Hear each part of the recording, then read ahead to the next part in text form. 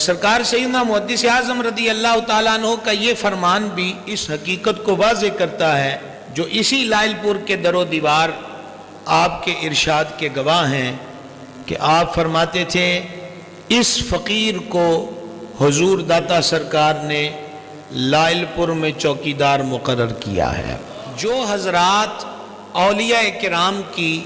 معرفت پر مبنی گفتگو سے واقفیت رکھتے ہیں ان سے یہ بات کسی صورت بھی مخفی نہیں کہ یہ پوری کی پوری لڑی عاجزی کا آئینہ دار تھی۔ حضور محدث اعظم لفظ چوکیدار بولتے تھے، یہ ان کے عاجزی کا انداز ہے۔ خدا بہتر جانتا ہے کہ حضور فیض عالم کے دربار سے اس پورے خطے کے لیے سرکار محدث اعظم کو ولایت کا کون سا محکمہ عطا فرمایا گیا تھا۔ البتہ بڑے بڑے اہل نظر، اہل معرفت، وہ حضور قطب زمن کے ہم اثر طلباء ہوں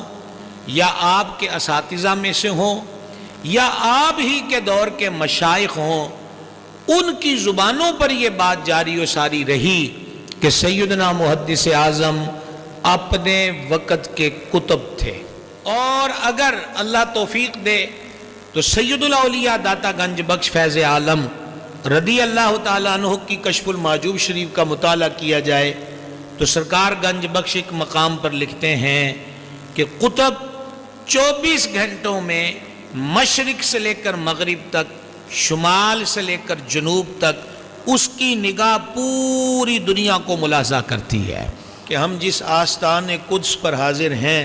یہ کوئی معمولی بارگاہ نہیں ہے۔ غوث اعظم کے فیضان کا میکدہ بھی یہی ہے، گنج بخش فیض عالم کی نوازشات کا مرکز بھی یہی ہے، سلطان الہند معین الحق والدین کے فیوز و برکات کا مرکز بھی یہی آستان قدس ہے۔